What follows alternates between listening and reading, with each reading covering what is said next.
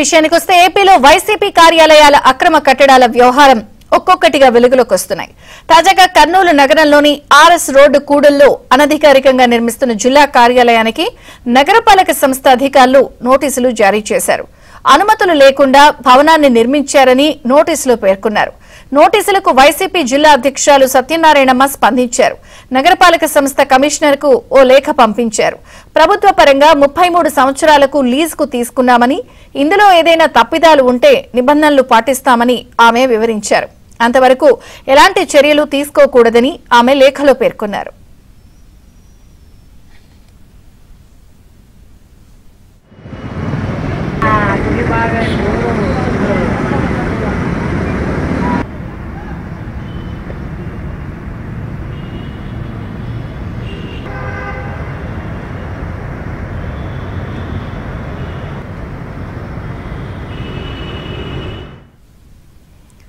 Right, ప్రస్తుతం కర్నూలులో కూడా నిబంధనలు పాటించకుండా నిర్మాణాలకి సంబంధించిన వ్యవహారం ఒక్కొక్కటిగా వెలుగులోకి వస్తోంది. వైసీపీ అక్రమ కట్టడాలకి సంబంధించి దీనిపై లేఖ కూడా రాశారు. కర్నూలు వైసీపీ కార్యాలయానికి ఇప్పటికే నగరపాలక సంస్థ నోటీస్ ఇచ్చిన నేపథ్యంలో మరిన్ని వివరాలు మా ప్రతినిధి సుంకన్న అడిగి తెలుసుకుందాం. సుంకన్న,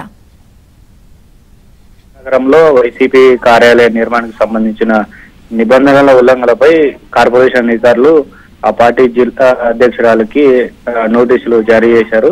24వ తేదీన జారీ చేసినట్టుగా నోటీసులో పేర్కొన్నప్పటికీ ఆ లేఖను నిన్న మధ్యాహ్నమే ఇవ్వడం కూడా విమర్శలు వ్యక్తమవుతున్నాయి. నోటీసులు ఇచ్చిన కొన్ని గంటల వ్యవధిలోనే వైసీపీ జిల్లా అధ్యక్షురాలు సత్యనారాయణమ్మ 5 పేజీల సమాధానాన్ని కమిషనర్ కు పంపారు. నోటీసులోని అంశాలను ముందుగానే వైసీపీ పెద్దలకు లీక్ చేసినట్లుగా ప్రచారం జరుగుతుంది. ఖాళీ స్థలం పన్ను చెల్లించలేదని అధికారులు తమకు పంపిన నోటీసులో పేర్కొన్నారు. తాము 25,09,000 రూపాయలు కూడా ఏదైతే VLT చెల్లించామని లేఖలో పొందుపరిచారు. వాస్తవానికి కార్పొరేషన్ అధికారులు సూచించిన మొత్తాన్ని చెల్లించలేదు. బకాయిలు ఉన్న విషయం ప్రస్తావించకుండా VLT చెల్లించామని పేర్కొన్నారు. కూడా దీనిపైన కూడా చాలా విమర్శలు వ్యక్తమవుతున్నాయి. మరోవైపు కర్నూలులోని 5 కోడల రోడ్లో వైసీపీ నిర్మిస్తున్నటువంటి కార్యాలయానికి సంబంధించి సకాలంలో నిర్ణీత రుసుము చెల్లించలేదని, అనుమతులు లేకనే నిర్మాణాలు పూర్తి చేశారని కూడా ఏదైతే కూడా అధికారులు గుర్తించి ఆ నోటీసులు జారీ చేయాలని కూడా ఉపాధ్యక్షుడు నగరపాలక కమిషనర్ కు 22వ తేదీన లేఖ పంపారు. వాస్తవానికి ఆ అనధికారిక కట్టడాలపై కార్పొరేషన్ అధికారులే తొలుత స్పందించాలి. కానీ వైకాపా నాయకులు నగర నడిపడున్న పార్టీ కార్యాలయం నిర్మిస్తున్న తమకేమీ పట్టనట్లు వ్యవహరిస్తున్నారని కూడా విమర్శలు కూడా వ్యక్తమవుతున్నాయి.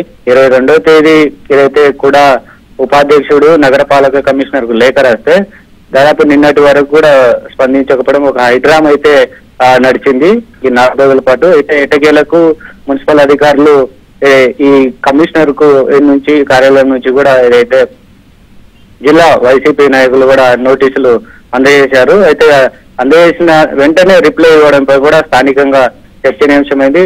తదుపరి చర్యలు ఏం తీసుకుంటారంతపై కూడా చాలా ఆసక్తి నెలకొంది. విజయ్ చంద్రిక. Thank you Sunkanna.